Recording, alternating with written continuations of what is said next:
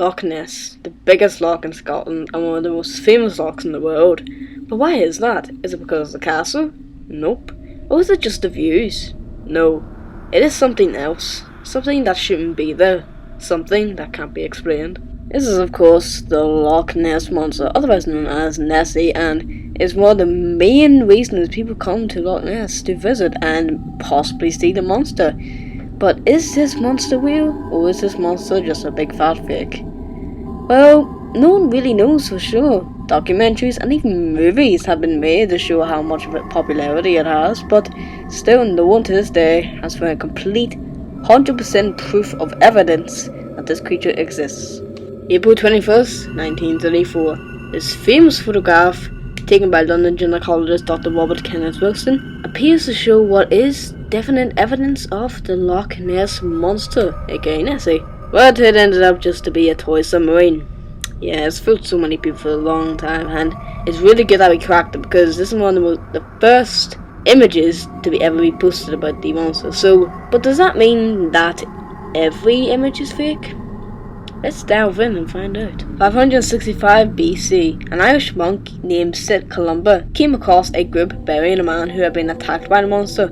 Columba ordered one of his followers to cross the lake, and when Nessie began to chase the man, Columba reportedly made a sign of the cross in the beast's direction and declared, "You will go no further and won't touch the man. Go back at once." According to the legend, the monster obeyed and actually turned back. Another story goes as follows. A man was exploring the highlands of Scotland when he came across a beautiful horse.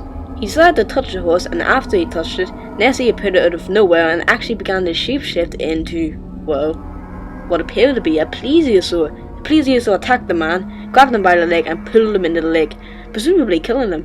He dragged him down to the bottom where he was drowned, until a man came along and ordered the creature to stop.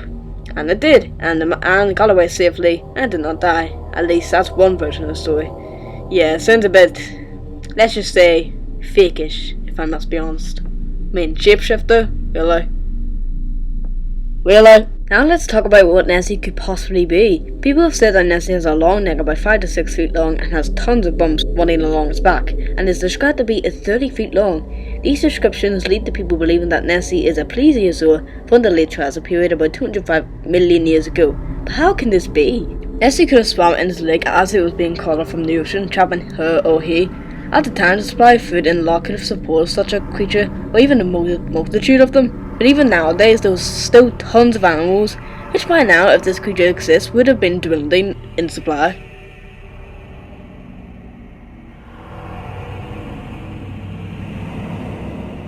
So personally, I would give this creature a 6 out of 10 on realness, and even though this might not exist, there is definitely something in there. It might not be a plesiosaur, it might not be a zeuglodon or a basilosaurus, but it definitely is something in there that needs to be discovered. Or it could even be dead by now, because even bones have been found at the bottom of the lake, which are quite questionable, if I have to be honest. But anyways guys, that is my first episode of my brand new series called Deep Water Mysteries, and I hope you've enjoyed, with more to come. Up next, Champ, America's Loch Ness Monster.